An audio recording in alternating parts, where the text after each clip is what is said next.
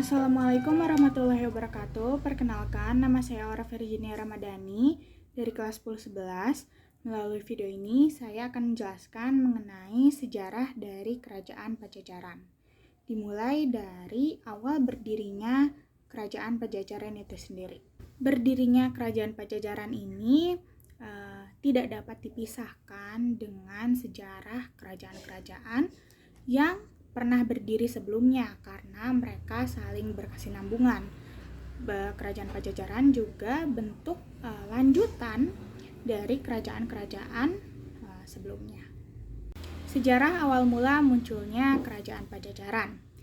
Dalam Prasasti Sang Hyang Tapak dikatakan bahwa ada seorang raja bernama Srijaya Bupati yang mendirikan sebuah kerajaan pada tahun 923 Masehi.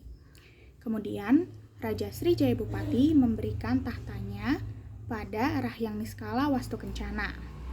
Ia pun mendapatkan tahta dan pusat pemerintahannya berada di Kawali. Kemudian, pada tahun 1428, Sri Baginda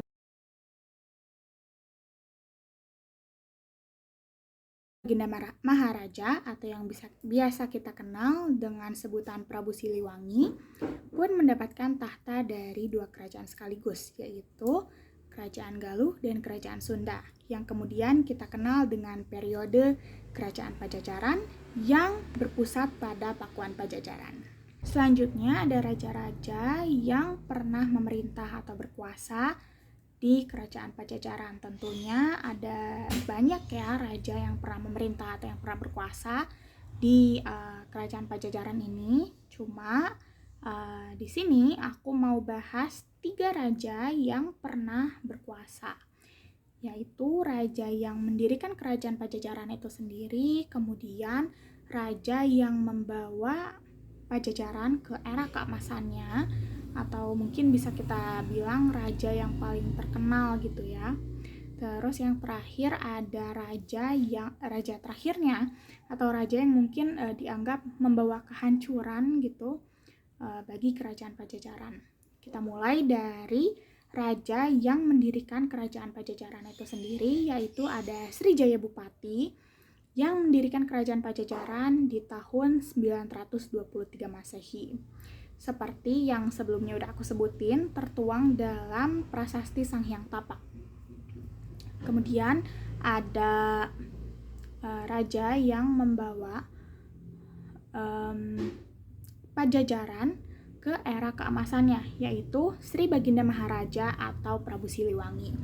Dia juga kayaknya raja yang paling terkenal gitu ya, karena mungkin orang-orang akan langsung teringat pada Prabu Siliwangi ketika kita membahas mengenai Kerajaan Pajajaran. Dia juga cukup banyak diabadikan dalam film. Nah, kira-kira kenapa sih Raja Sri Baginda Maharaja atau Prabu Siliwangi ini dapat membawa Pajajaran ke era keemasannya? Pertama-tama, dia ini menuruti nasihat kakeknya untuk menerapkan suatu kebijakan, yaitu membebaskan masyarakat dari 4 pajak. Kemudian, dia juga sangat menjunjung kesetaraan dalam masyarakat. Dia juga memperhatikan untuk memajukan segala bidang di kerajaannya. Dia juga kemudian memperkuat pertahanannya dengan cara apa? Dengan cara membangun parit untuk bertahan dari serangan lawan, memperkuat pasukan perangnya, serta membuat berbagai strategi ya supaya tidak kalah ketika berperang dengan musuh yang mungkin tidak terduga. Kemudian ada raja yang terakhir, yaitu Raja Ragamulya. Ia raja yang terakhir memimpin di Kerajaan Pajajaran, karena setelah itu Raja Pajajaran harus mengalami kehancuran. Selanjutnya ada hal penting atau hal yang cukup menarik untuk dibahas, yaitu konflik yang terjadi antara Kerajaan Majapahit dengan Kerajaan Pajajaran. Konflik ini bermula dari perselisihan politik yang cukup sengit antara keduanya, yaitu Majapahit dan Pajajaran. Suatu hari Raja Hayam Wuruk dari kerajaan Majapahit berniat untuk menikahi Dyah Pitaloka, yaitu anak dari Raja Linggabuana. Rencana itu berjalan dengan cukup baik hingga pada suatu hari Gajah Mada, patih dari Hayam Wuruk ini memiliki rencana picik. Ia berpikir atau membuat rencana seperti menyusun strategi gitu ya, bahwa pernikahan antara Dyah Pitaloka dengan Hayam Wuruk merupakan bentuk dari takluknya kerajaan Sunda terhadap kerajaan Majapahit. Akhirnya konflik itu pun semakin memanas.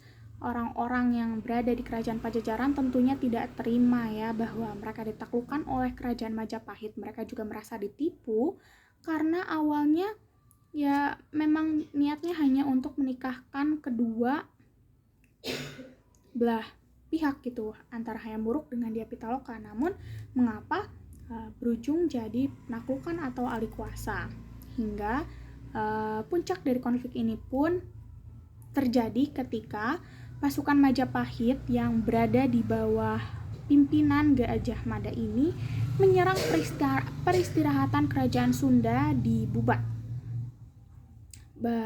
Kemudian terjadi perang yang cukup sengit hingga akhirnya banyak prajurit dari kerajaan Sunda atau kerajaan Pajajaran yang tewas. Kerajaan Majapahit pun menang dan Dyah Pitaloka pun mati bunuh diri karena mengetahui hal ini. Ia merasa kecewa dan akhirnya terjadi konflik atau kerenggangan ya antara Raja Hayam Wuruk dari Majapahit ini dengan sang patih yaitu Gajah Mada, karena ya ini tidak sesuai dengan apa yang mereka rundingkan di awal, sehingga terjadilah konflik tersebut. Dan konflik ini kita kenal dengan sebutan Perang Bubat.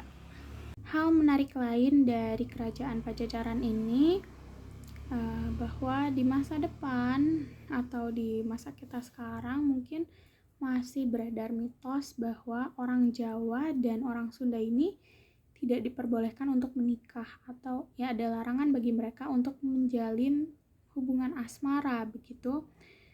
Dan sebenarnya larangan ini berasal dari konflik yang sebelumnya sudah kita bahas, yaitu Perang Bubat. Selanjutnya ada peninggalan-peninggalan dari kerajaan Pajajaran. Ada cukup banyak ya bukti-bukti atau peninggalan atau ya tanda bahwa kerajaan Pajajaran itu memang pernah berdiri gitu.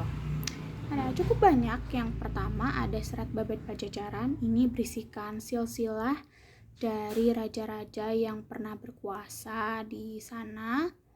Kemudian juga berisikan mengenai asal mula berdirinya kerajaan Pajajaran. Kemudian ada cerita Parahyangan. Ini berisikan sejarah Sunda, mulai dari berdirinya kerajaan Galuh hingga runtuhnya kerajaan Pajajaran oleh Kesultanan Banten. Kemudian ada juga cerita Warugaguru. Ini merupakan silsilah kerajaan Pajajaran, silsilah raja-raja dari kerajaan Pajajaran. Cukup mirip ya dengan yang pertama, itu Serat Babad Parahyangan. Namun silsilah di cerita Warugaguru ini diurutkan dari Nabi Adam. Jadi sejarahnya itu ditarik dari Nabi Adam sampai ke silsilah raja-raja yang pernah berkuasa di kerajaan Pajajaran. Kemudian ada prasasti-prasasti yang ditemukan atau peninggalan-peninggalan berupa prasasti. Yang pertama ada prasasti Cikapundung yang berisi nasihat-nasihat atau wejangan kehidupan.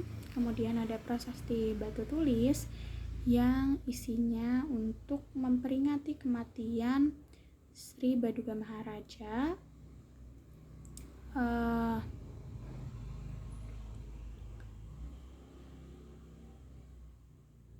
Kemudian ada prasasti Hulu Dayeuh yang isinya mengatakan bahwa Sri Baduga Maharaja atau Prabu Siliwangi berhasil mendirikan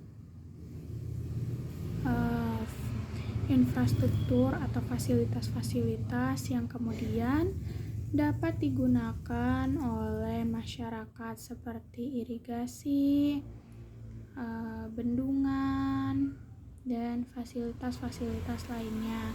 Kemudian ada prasasti Ulu Belu yang isinya merupakan mantra-mantra untuk meminta tolong pada para dewa.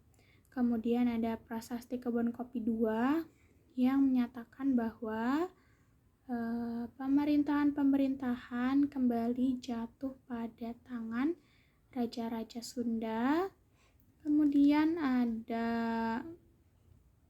prasasti perjanjian antara Sunda Portugis yang menyatakan bahwa Portugis dapat mendirikan kantor dagang di wilayah Kalapa. Kemudian peninggalan terakhir dari Kerajaan Pajajaran ini ada situs Karangkamulyan. Kita akan lanjut ke runtuhnya Kerajaan Pajajaran. Tadi kan raja yang terakhir memimpin itu ada Raja Ragamulya ya. Nah, Kerajaan Pajajaran sendiri ini bisa hancur karena ada Kesultanan Banten yang berusaha mengambil alih kekuasaannya. Jadi Kesultanan Banten yang saat itu dipimpin oleh Maulana Yusuf ini ingin menaklukkan Kerajaan Pajajaran. Maulana Yusuf sendiri ingin menyebarluaskan agama Islam, dan Kerajaan Pajajaran pada saat itu menjadi salah satu targetnya karena Kerajaan Pajajaran merupakan salah satu kerajaan yang bercorak Hindu, sehingga Kerajaan Pajajaran ini menjadi salah satu target. Kerajaan Pajajaran juga pada saat itu posisinya bersebelahan dengan Kesultanan Banten, sehingga Kerajaan Pajajaran ini terlihat sebagai target yang pas untuk ditaklukkan. Kemudian hancurnya atau berakhirnya Kerajaan Pajajaran ini ditandai dengan diambilnya singgasana dari Pakuan oleh Maulana Yusuf dan kemudian dipindahkan ke Banten. Hal ini ditujukan agar tidak ada lagi penobatan raja baru di Kerajaan Pajajaran. Dan dengan itulah masa pemerintahan atau Kerajaan Pajajaran ini berakhir dan ditaklukkan oleh Kesultanan Banten. Sekian dari saya, terima kasih banyak. Maaf apabila ada salah kata atau salah penyebutan. Wassalamualaikum warahmatullahi wabarakatuh.